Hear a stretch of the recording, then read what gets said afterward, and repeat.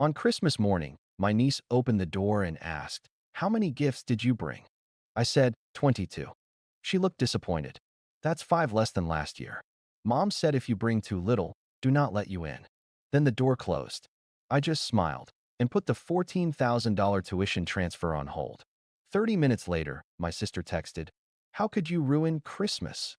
I just replied, "I stood there in the snow with 22 wrapped gifts balanced in my arms, steam rising from my breath, my boots crunching softly on the icy porch." Christmas morning, my sister's house. Same ritual every year. The front door creaked open, and there she was, my niece, Emma, 9 years old, wearing a shiny green elf costume, complete with curled shoes and a red felt hat that drooped sideways. She didn't say Merry Christmas. She didn't hug me. She didn't even smile. She held a phone in her mittened hand, the screen glowing in the cold light.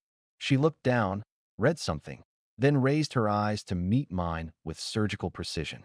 "Mom said you were supposed to bring 27 gifts," she recited flatly. "You only brought 22. That's 5 less than last year." I blinked. Before I could answer, she added, "Mom also said, if you bring too little, I shouldn't let you in." And just like that, the door began to close. Slowly, deliberately. I didn't shout. I didn't knock again. I didn't beg to be let in. I simply turned, carefully placed the bags of gifts I spent weeks budgeting and wrapping, on the welcome mat, stepped back into the snow, and reached for my phone. No emotion, just calm, mechanical clarity. I opened the banking app, found the scheduled tuition payment, $14,000 for Emma's private school, and hit cancel. Transfer on hold. Merry Christmas. I walked back to my car alone. The wind had picked up, pushing little snow devils across the windshield. I didn't drive. I just sat there, hands still on the steering wheel, listening to the faint echoes of carols inside their house. The warm laughter that no longer included me. At 9:43 a.m., my phone lit up. "Sister, how could you ruin Christmas?" "She's crying." I stared at the message for a long second, then typed, "Me. You said don't come in if I brought too little. I brought respect. You shut the door." I hit send, and for the first time in years, I realized I hadn't ruined Christmas. I had left before someone else could ruin me. I didn't sleep that night. After the door closed on me and my gifts, I drove home in silence. No music, no phone calls, just the sound of tires slicing through fresh snow and the same sentence looping in my mind. "Mom said, if you bring too little, don't let you in." It echoed louder than any Christmas carol. You see, nobody in my family knew the full picture. Not even close. To them, I was the reliable one. The golden goose with a steady job, a steady bank account, and, most importantly, a steady guilt complex they could mine year-round. But in reality, I was dangling by a thread. Just 3 weeks before Christmas, I'd been called into a meeting with HR. The company was restructuring, and my department was being absorbed into another. They offered a vague promise of possible relocation, which really meant start packing. I was still showing up every day, still clocking in. But I knew, one slip, one spreadsheet error, one missed deadline, and I was gone. And with the job would go my condo, my health insurance, my carefully stretched credit line. But I didn't tell anyone, not even Mom, because I knew what would happen. The moment I showed vulnerability, my worth to them would plummet. I wouldn't be useful anymore. And in this family, being useful was the only way to be wanted. Mom had begged me to come to Christmas this year. Her voice over the phone had that soft, pleading tone she reserved for when she wanted something wrapped in concern. "Sweetheart, you know they won't admit it, but they do want to see you. Especially Emma. She's been talking about your gifts all month." I hesitated. I told her I might be too tired, too busy, too broke. But then she hit me with, "Without you, there's no Christmas spirit in the house. You know that." I should have said no. I should have let the silence be my RSVP. But I didn't. Because like in Fool, I still wanted to be needed.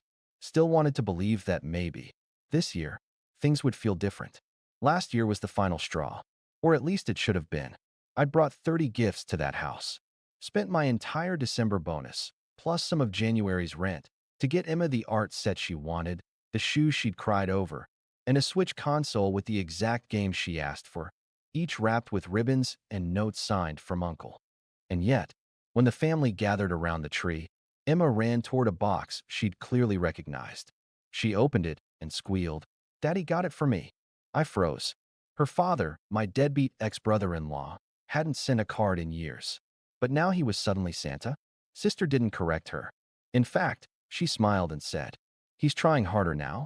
See, maybe he's growing up." Meanwhile, I sat there with Coco in one hand and my pride in the other, watching my gesture be quietly erased. Gift receipts still in my coat pocket. That was the moment I learned. In our family, truth is optional. But image? Image is everything. That became even clearer in March when my sister called crying. "I don't know what to do. The tuition deadline is this week, and Emma loves that school. Please, you're the only one who can help. Just a small loan. Just for this term." So I paid it. For $1,000. Gone with a tap and a sigh. In June, it was the dog. Emma's Yorkie, Muffin, had torn a ligament or something. Surgery was only $2,600. "You know how attached she is," my sister sobbed. "If something happens to Muffin, Emma will never recover emotionally. You don't want that on your conscience, do you?" No, no, I didn't want that. So I paid. Then September came. "A short-term cash flow issue," she said. "Just till the new job kicks in." I wired her another $2,000. And now? My credit card was maxed. My savings were dust. I was juggling 3 payment plans and had just received my second warning letter from the bank about late mortgage payments. I was underwater, and they were still swimming in champagne. Meanwhile, my sister was posting on Instagram like she was a self-made mogul. Her feed was a curated museum of lies. Photos of Emma at private school orientation with captions like, #ProudMama, #investing in her future. Pictures of Muffin in a tiny cast. #FurBaby, #worth every penny. A selfie in front of a Christmas tree that I bought for her last year. #SingleMomMagic, #I always make it work. And my favorite, some people rely on others. I hustle. All while she drained me like a monthly subscription service. That's why this year, I debated skipping it. I had one foot out the door, but Mom pulled me back. "She's your sister. It's Christmas. Come on, do it for the kids." And so I showed up, with 22 gifts. Which, apparently, wasn't enough. Let me say this loud and clear. I wasn't punished for giving too little. I was punished for finally drawing a line. The real reason she was furious? I stopped being her safety net. Stopped playing the role of silent investor in her fairy tale. Now that the money was gone, now that the gifts were short by 5, suddenly I wasn't family anymore. Suddenly, I was ruining Christmas. But here's the irony they never saw coming. The door they shut in my face wasn't just physical. It was symbolic. And on the other side of that door, in the snow and silence, I found something I hadn't felt in years. Relief. It had been 3 days since the door closed on me. Since I stood in the snow holding 22 gifts, only to be told they weren't enough. 3 days since my sister turned my love into a transaction again. I thought the worst had already happened. But then the letter arrived. No return address. Just my name in small block letters on a plain white envelope. I opened it at my kitchen table, still in my coat, still half asleep. At first, I thought it was junk mail. Then I unfolded the paper and saw the handwriting. No greeting. No signature. Just one sentence. "She's telling people you're unstable and dangerous, that Emma shouldn't be around you." My throat tightened. I read it again. And again. At first, I wanted to believe it was a sick joke. A prank. A mistake. But something inside me knew it was true. Because the silence after Christmas had been deafening. No thank you for the gifts I left. No apology. No call from Mom. No video of Emma opening the presents on the porch. Just a cold, calculated wall. And now this note. A whisper of the slander they were feeding others while pretending I had vanished. I sat at the table, eyes on the paper, heart pounding like a war drum. Dangerous? Unstable? This family had leaned on me for years. I'd paid for tuition, dog surgeries, emergency bills. I'd sat through their tantrums, smiled through their insults, swallowed their entitlement. And now, because I finally said enough, they needed a story to justify cutting me out. So they painted me as the villain. But they made one mistake. They forgot what I do for a living. You see, I'm not just some corporate nobody. I work in compliance. I investigate financial inconsistencies. My entire job is pattern recognition, audit trails, asset verification. And in that moment, I stopped being the heartbroken uncle. I became something else entirely. I logged into my credit monitoring app, started combing through the last year. At first, everything looked normal. But then I found it. A $9,800 loan taken out from a private education lender. Under my name. Using my birth date. With a phone number that looked eerily similar to mine, off by one digit. I froze. The application date. 2 weeks after I wired the money for Emma's tuition. Which meant someone had access to my financial information around that time. And then I remembered, when I paid the school directly, my sister had said, just send me a copy of your ID and the confirmation. They need proof of who's covering it for records. Like a fool, I had sent it all. Unredacted. I kept digging. Another loan. Smaller. $3,500 from a veterinary credit program. Again, my name. Slightly altered address. Same fraudulent phone number. There were 4 in total. For loans, totaling over $17,000. All under my name. All siphoned off into educational or medical expenses. All triggered after a phone call from my sister. I didn't cry. I didn't scream. I didn't even reply to the text she sent that afternoon, pretending nothing had happened. Emma's still upset. She doesn't understand why you left her gifts outside. Can you at least call her? That was her tactic. Frame me as emotionally cruel, distract from what she'd done. But this time, I didn't play her game. Instead, I made a call of my own. To a former colleague, one who now worked at the Financial Fraud and Identity Protection Bureau. I sent her everything. Screenshots, loan confirmations, phone records, the anonymous letter. She called me back that evening. Her voice was tight. You need to file a fraud report immediately. This is textbook familial identity theft. And it looks like she's been doing this strategically. How strategically? We'll know more soon. But from what I'm seeing, she's not just using your info. She's laundering it through education and medical categories to avoid triggering standard alerts. That's advanced. I felt my stomach drop. My sister, my own flesh and blood, using my name, my credit, my silence, to build a life she could brag about on Instagram. Within 48 hours, a formal investigation was underway. A freeze was placed on the known loan accounts. All tuition transfers from my name were flagged. Then came the email from the school. As per financial review request, we've suspended Emma's scholarship account pending identity verification. Please provide updated sponsor documentation. She must have felt it immediately, because 2 days later, she called. Not texted. Called. The screen lit up, Sister Mobile. I let it ring. She tried again. Then again. Then I got a voicemail. What are you doing? Why is Emma's tuition account frozen? Why are people asking about loans in your name? What is going on? Then the tears. I don't know what you think I did, but Emma is the one suffering. You're punishing a child. No. You used a child to shield your lies. You exploited my love for her as a tool. And now the castle you built on my back was starting to crumble. A week later, her accounts were under audit. Emma's education fund was frozen. The veterinary clinic that treated Muffin flagged for suspicious billing. And me? I was quiet. But I wasn't gone.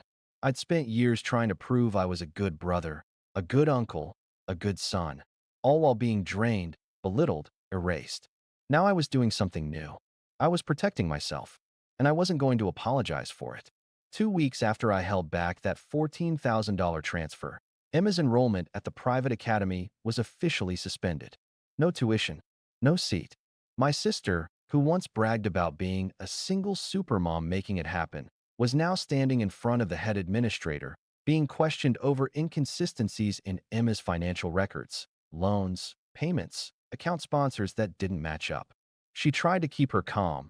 According to a former parent at the school who messaged me privately, she kept saying it was all a misunderstanding, that you were bitter about some family argument. But then they showed her the flagged loan applications. The school's tone changed instantly. They weren't just investigating her anymore. They were reporting everything to the Department of Financial Protection. Because what she did wasn't just family drama anymore. It was fraud. Institutional. Documented. The next blow came from inside our own family group chat.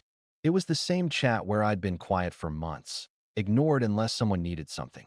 The same chat where I'd shared Emma's birthday photos, bought Mom a new couch, sent early payments just in case.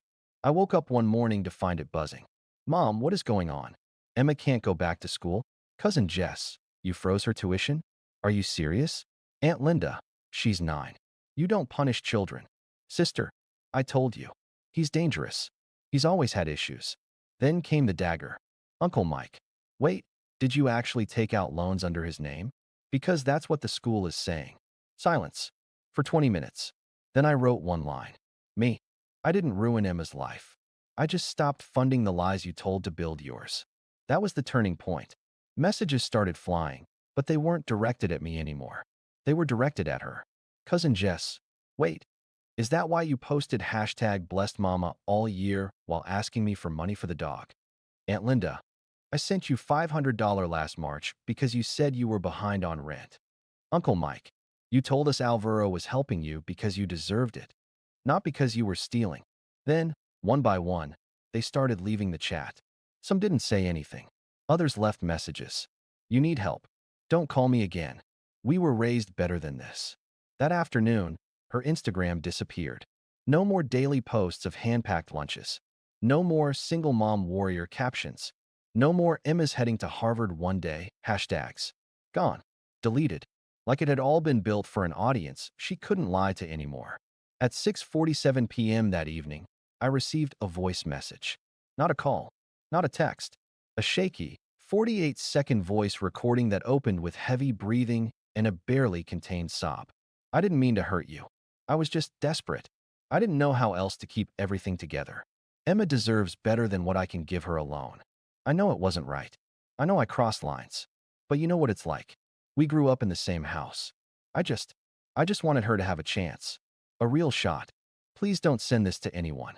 I needed you to hear me. Just you. I listened once. Then a second time. Then I forwarded it to my lawyer. Because this wasn't about guilt or punishment anymore. This was about protection. Protection from manipulation. From emotional manipulation. From a system where I was always the backup plan, the fallback account, the invisible wallet. She didn't want forgiveness. She wanted another out. And for the first time in years, I didn't offer her one. The next morning, I went for a walk. The snow had melted.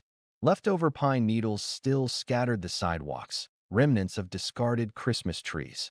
I passed by a family on the porch, laughing as they took down decorations. I smiled. Not because I was happy, not because things were fixed, but because I finally felt clean. I didn't need to prove I was a good uncle, a good brother, a good son. All I had to do was stop financing my own erasure. That afternoon, Mom called. She didn't yell. She didn't beg. She just said, I didn't know the full story. I'm sorry. We should have asked you what was really happening. And then, do you still want to come over this weekend? I bought extra coffee. You're kind. I didn't say yes. I didn't say no. I just said, I'll think about it. Because maybe, this time, I finally had a choice. The for sale sign outside my apartment had been covered in snow for weeks. The real estate agent called on a Tuesday morning with a firm offer, lower than I'd hoped, but enough. Enough to pay off the personal loan I took out last year for Emma's private school. Enough to settle the lingering credit card debt I carried from emergency family expenses that were never really mine. Enough to walk away with my name and my sanity intact. I signed the papers, boxed up the life I used to live, packed everything into the back of my rusting SUV. Every photograph, every receipt, every small object I once thought proved I was a good brother, a good uncle, a good son. I left the keys on the counter, closed the door behind me, and never looked back. The new city wasn't glamorous. No skyline, no subway system, just quiet streets, brick buildings, people who minded their own business, and a job that came with no spotlight but plenty of peace. It wasn't the high-paying position I had before. The office was smaller. The title was humbler. But the difference? Respect. My boss shook my hand on day one and said, Here, no one expects you to carry more than your share. We lift evenly. And just like that, I breathed for the first time in years. December came quickly. Christmas lights tangled in tree branches. Shop windows filled with blinking reindeer and cheap snowmen. But this year, I didn't make a wish list. I didn't plan a road trip. I didn't buy 27 gifts or check shipping dates or send frantic texts asking for addresses. I simply made a reservation at a local cafe. Dinner for one. No pressure. No expectations. The place was nearly empty. A few other quiet people scattered across tables, some old, some young, all of us gently orbiting each other in soft silence. A waiter in a Santa tie brought out my plate. Roast chicken, sweet potatoes, a slice of warm pecan pie. I looked out the window. Snow began to fall, and for once, I wasn't waiting for anyone to open a door. At 8:17 p.m., my phone buzzed. A message from Mom. Emma made you a drawing. It's of the two of you building that snow fort from 2 years ago. She wants to talk to you. Just talk. Below it was a photo, a crayon sketch. A stick figure uncle with a scarf, kneeling beside a lopsided fort. A little girl beside him, holding a flag that read Team Us. My thumb hovered over the screen. I stared at the image until my eyes blurred. So much love in a child's hand. So much damage in the choices of the adults around her. I didn't reply. Not out of spite. Not out of anger. But because I finally understood something I had missed all those years. You can love someone and still walk away. You can protect your peace without punishing theirs. You can choose healing without needing an apology. I paid the bill. Thanked the waiter. Stepped out into the cold. The wind bit at my cheeks, but it felt real, not cruel. I passed a street corner where a man was strumming a slow guitar melody. He didn't ask for change. He didn't even look up. Just kept playing like the world owed him nothing, and he was okay with that. I dropped a bill in his case and smiled. He nodded back. No names. No history. Just two strangers sharing a quiet moment. Back in my apartment, small but warm, I took off my coat and sat by the window, watching snowflakes swirl beneath a street lamp. I didn't decorate. No tree. No stockings. But I felt something I hadn't felt in years. Not happiness. Not excitement. Just honesty. No pretending. No performances. Just me. The phone screen lit up again. Another message from Mom. She says Merry Christmas. And she misses you. I stared at the blinking cursor. The open space inviting me in. But instead of typing, I closed my eyes. Took a breath. Let the silence settle like snow. And whispered to myself, this year, I chose a gift no one expected. Not a toy. Not a tuition payment. Not another sacrifice dressed as love. I chose me.